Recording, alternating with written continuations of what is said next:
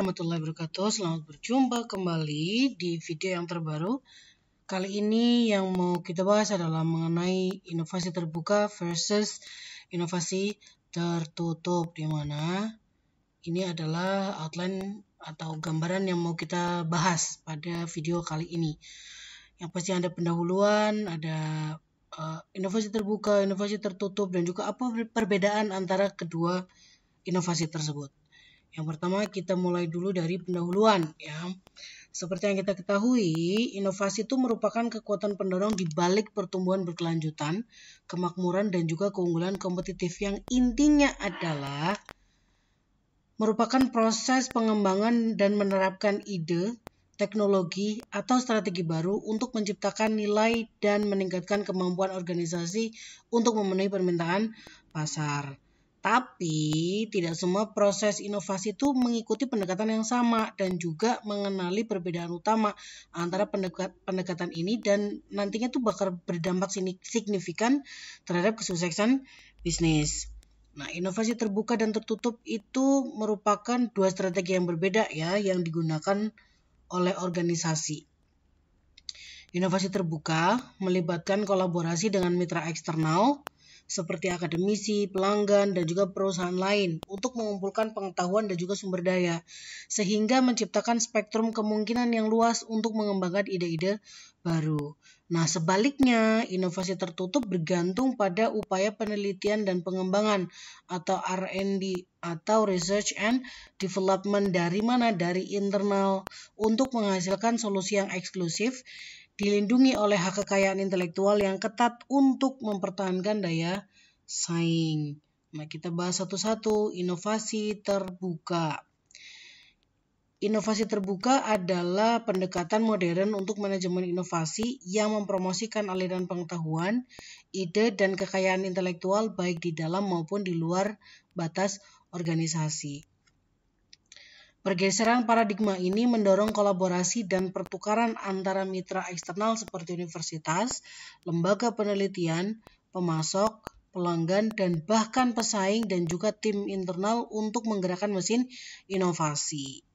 Di mana inovasi terbuka memanfaatkan sumber eksternal dan pemikiran yang mengganggu untuk mengembangkan produk, layanan, dan model bisnis baru yang mendorong pertumbuhan. Open innovation atau yang dari tadi kita sebut dengan inovasi terbuka ini merupakan sebuah fenomena yang telah yang memiliki peran yang semakin lama itu semakin penting baik teori maupun praktek. Nah, pada pusat model ini dan juga konsep inovasi lain yang senada atau sejalan, yaitu bagaimana menggunakan ide dan pengetahuan dari luar proses inovasi.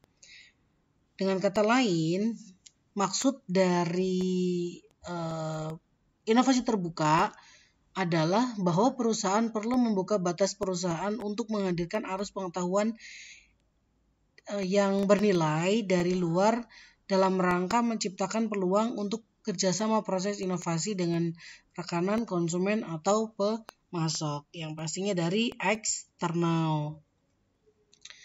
Kemudian dalam inovasi terbuka, manajer dapat mengorganisasi transaksi pengetahuan melalui 3 keputusan besar.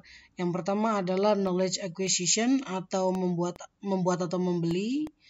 Kemudian knowledge integration, integrasi atau keterkaitan. Kemudian yang ketiga adalah knowledge exploitation, mempertahankan atau menjual.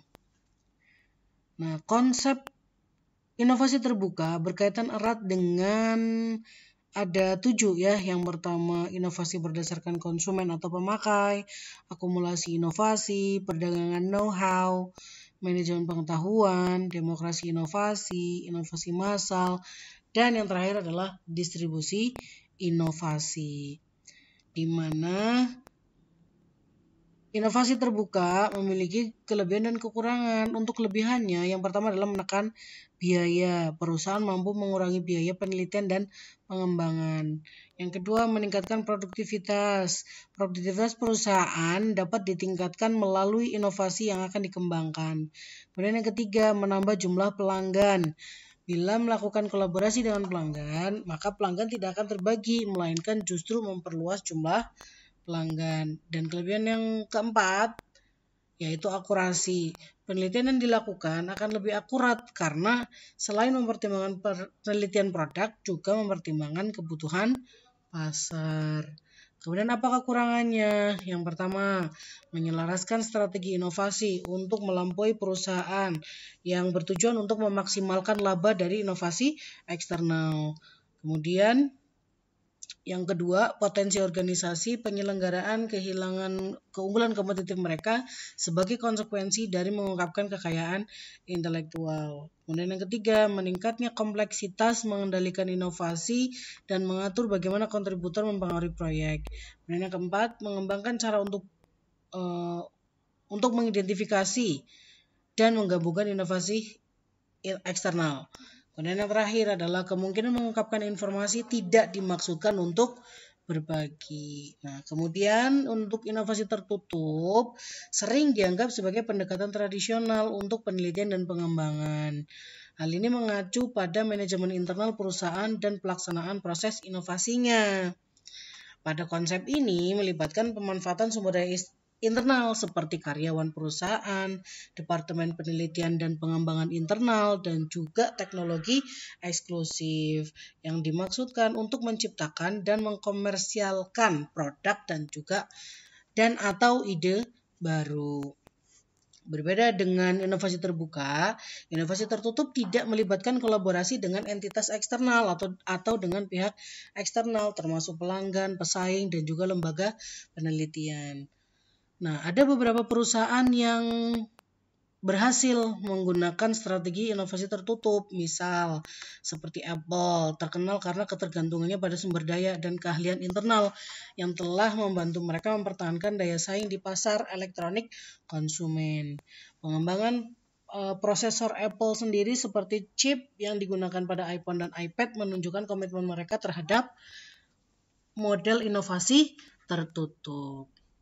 Kemudian sama seperti inovasi terbuka, inovasi tertutup juga memiliki kekurangan dan juga keuntungan. Untuk keuntungan yang pertama adalah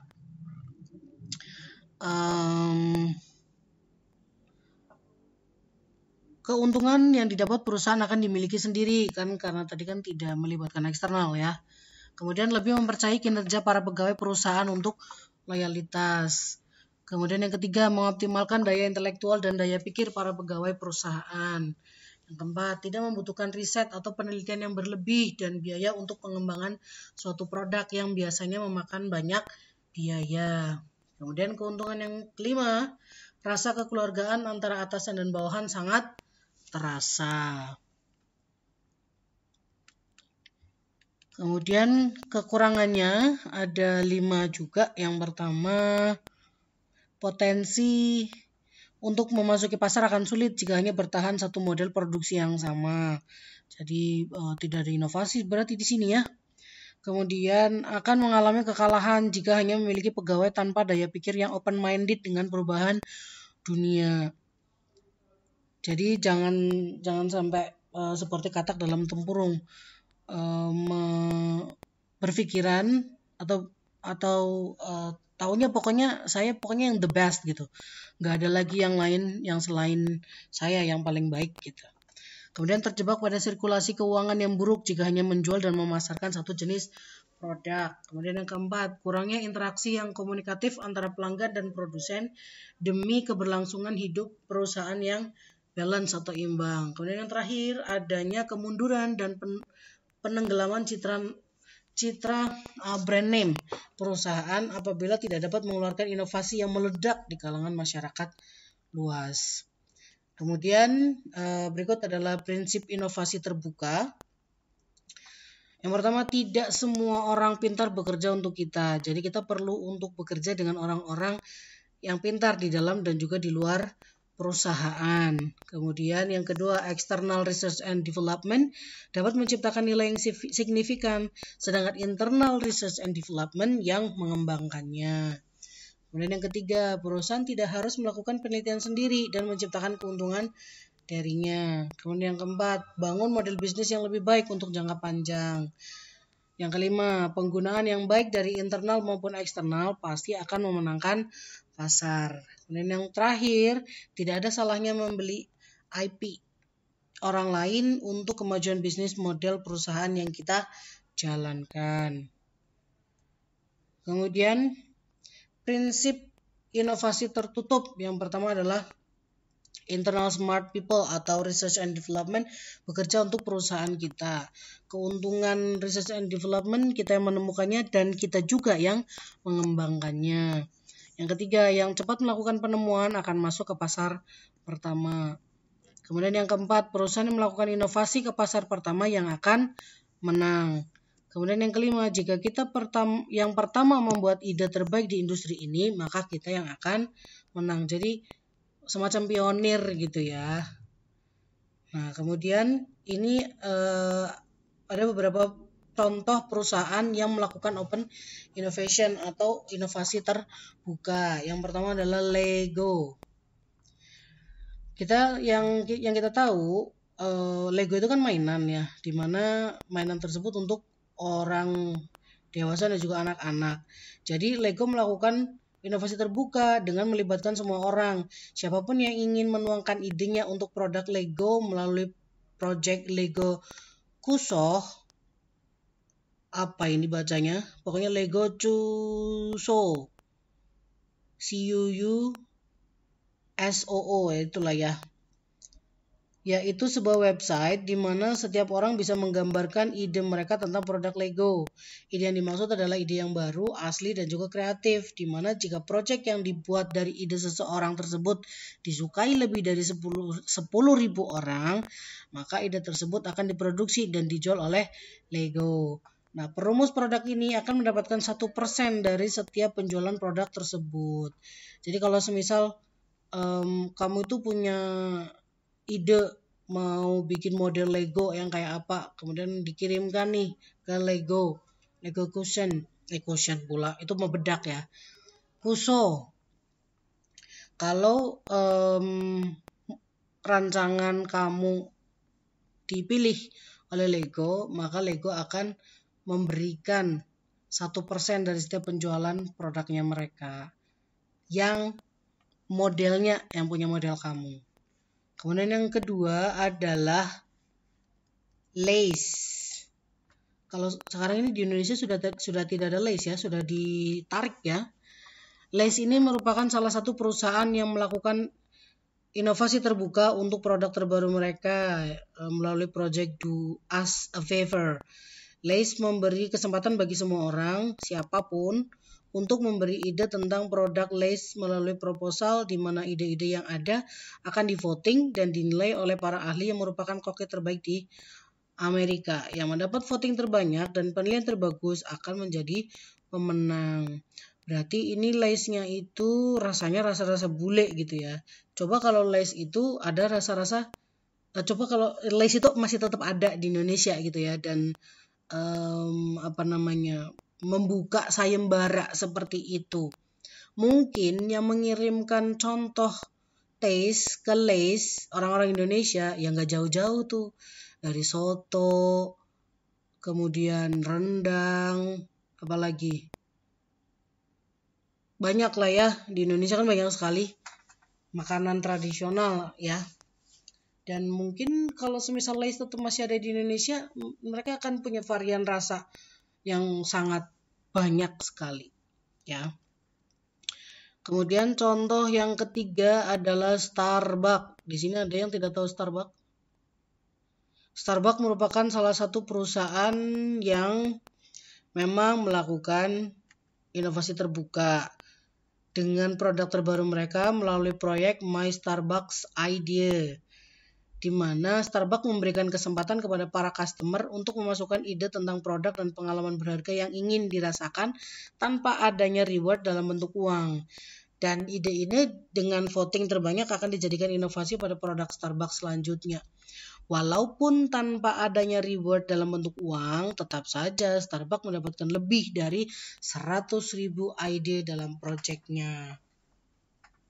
Kan memang Starbucks ini walaupun mahal, tapi konsumennya tuh loyal ya.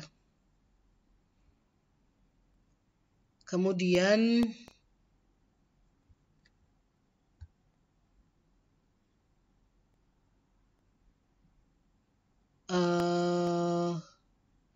contoh berikutnya adalah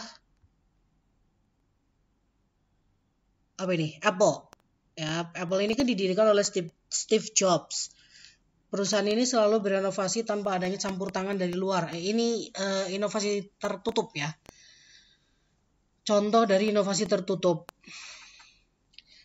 Jadi tanpa adanya campur tangan dari luar ataupun survei kepada konsumen. Mereka hanya melakukan inovasi dan menyerahkan penilaian produk mereka kepada konsumen. Salah satu contoh ekstrim dari inovasi tertutup yang dilakukan oleh beberapa perusahaan lainnya itu dilakukan oleh Facebook.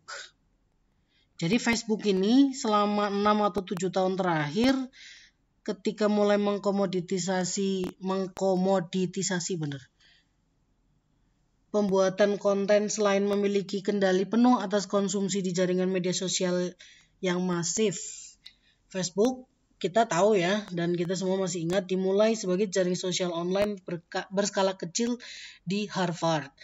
Saat ia berkembang dan menjadi lebih kuat, model inovasinya sangat terbuka ditutup menjadi pembangkit tenaga inovasi tertutup yang dikontrol dengan ketat, dibentengi dan juga tertutup. Kan Facebook belum pernah melakukan inovasi seperti yang dilakukan oleh Starbucks, Lay's dan juga Lego, ya kan? Si Apple dan juga Facebook ini ketika mereka melakukan inovasi, ya udah mereka berdasarkan pendapatnya mereka sendiri, gitu ya. Sekian video kali ini, semoga bermanfaat. Silahkan kalian tulis contoh dari inovasi terbuka dan inovasi tertutup. Oke? Kita ketemu lagi di next video. Akhir kata, wassalamualaikum warahmatullahi wabarakatuh.